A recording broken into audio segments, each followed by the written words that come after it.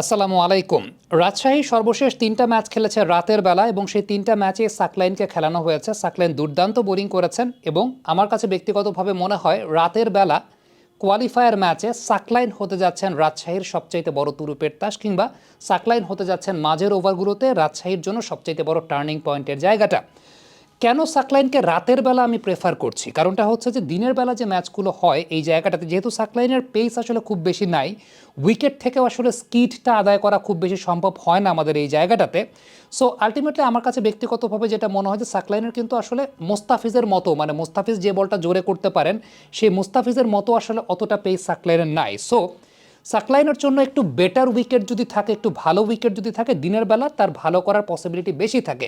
কিন্তু আমাদের দেশে আসলে যে সমস্ত উইকেটে খেলা হয়েছে এর আগে সিলেটে আমরা দেখতে পেয়েছি উইকেট সত্যিকার অর্থে খুব বেশি ড্যাম্প আচরণ করেছে এবং সাকলাইনের যেহেতু পেসটা আসলে ওই রকম বেশি নাই, মুভমেন্টটা সাকলাইন ওখানে কিন্তু খুব বেশি আদায় করতে পারেন নাই। তবে রাতের ম্যাচে এই পেস নিয়েও এই কন্ডিশনে সাকলাইন অনেক বেশি মাত্রায় এফেক্টিভ হতে পারেন, কারণ রাতের ম্যাচে তিনি মুভমেন্টটা অনেক বেশি পাবেন। আবারও বলি, রাতের ম্যাচে তিনি মুভমেন্টটা অনেক বেশি পাবেন। এটার পেছনে একটা সাইন্টিফিক কারণ আছে।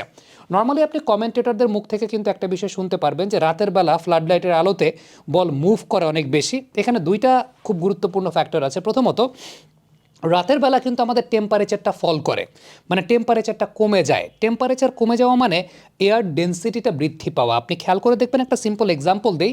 আপনি একই স্পিডে দিনের বেলা যখন বাইক চালাবেন তখন আপনার যে পরিমাণ কষ্ট হবে তার চাইতে কিন্তু রাতের বেলা আপনি যখন বাইক চালাবেন, একই স্পিডেই বাইক চালালেন, তখন কিন্তু আপনার এখানে অনেক বেশি মাত্রায় আনকমফোর্টেবল লাগবে, মানে বাতাসটা অনেক বেশি মাত্রায় ভারী মনে হবে আপনার কাছে।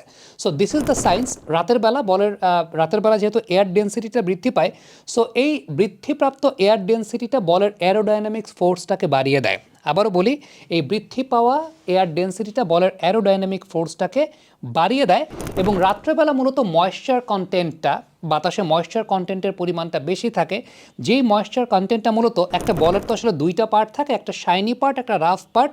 শাইনি পার্টের যে ল্যামিনার এয়ার ফ্লোটা থাকে, অর্থাৎ মসৃণ বায়ুপ্রবাহটা থাকে, সেই মসৃণ বায়ুপ্রবাহটাকে অনেক বেশি মাত্রায় বৃদ্ধি করে দেয়।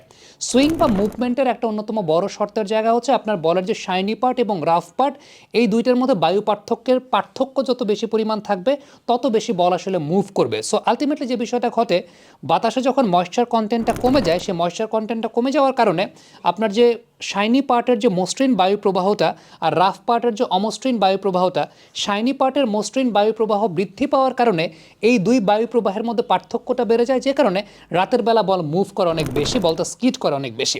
আরেকটা খুব ইম্পর্টেন্ট ব্যাপার, সেটা হচ্ছে যে ফ্লাড লাইটের আলো যখন জ্বলে ওঠে, একটা বিষয় কিন্তু উল্লেখযোগ্য, সেটা হচ্ছে রাতের বেলা টেম্পারেচার কম থাকে, টেম্পারেচার ফল করে, কিন্তু আবার যখন ফ্লাড লাইটের আলো জ্বলে ওঠে তখন যে বিষয়টা ঘটে, কিছু কিছু জায়গায় কিন্তু হিট প্রডিউস হয়, কিছু কিছু জায়গায় হিট প্রডিউস হয়।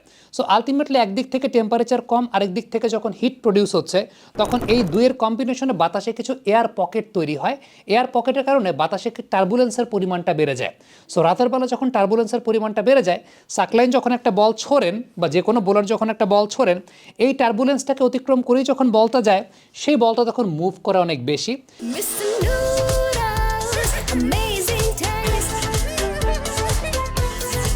আর সাকলাইনের একটা অন্যতম বড় বৈশিষ্ট্যের জায়গা হচ্ছে রাতের বেলা যখন তিনি বোলিং করেন, যে বলটা তিনি অনেক ক্রস সিমে বল করতে পারেন। রাতের বেলা সাকলাইন ডিউ ফ্যাক্টরের এই জায়গাটা খুব ভালো কাজে লাগাতে পারেন, ক্রস সিমে বল করতে পারেন। সো এই ক্রস সিমটা যেটা হয়, যখন সেই বলটা সিমের উপর পড়ছে, সিমের উপর পড়ার পর লো হয় অনেক সময় দেখা যায় যে মুভমেন্টটা একটু বেশি করে দেয়, লোই হয় ম্যাক্সিমাম টাইমে।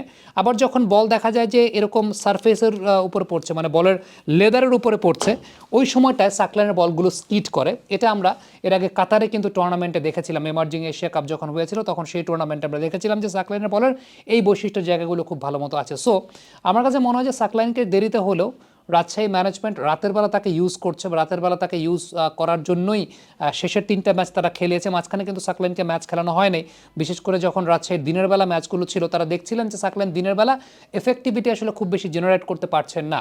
সো আমার কাছে ব্যক্তিগতভাবে যে বিষয়টা মনে হয় যে আলটিমেটলি সাকলাইনকে রাতের বেলা যতগুলো ম্যাচ তিনি খেলবেন তিনি যথেষ্ট ভালো পারফর্ম করবেন এবং অন্তত আমি যেটা বলতে পারি সেটা হচ্ছে কোয়ালিফায়ার ম্যাচটাতে Saqlain is going to take a very vital place.